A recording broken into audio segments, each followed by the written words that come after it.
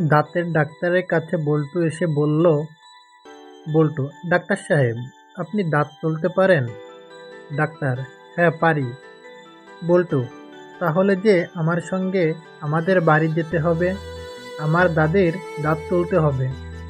Doctor, তা যাওয়া যাবে, ফি কিন্তু ডাবল দিতে হবে। বল্টু, সেটা সমস্যা না, চলেন আমার সঙ্গে। ডাক্তার বল্টুর বাড়ি গেল। সেখানে গিয়ে বল্টুর দাদিকে বলল, ডাক্তার, দেখি আপনার কোন দাঁত তুলতে হবে।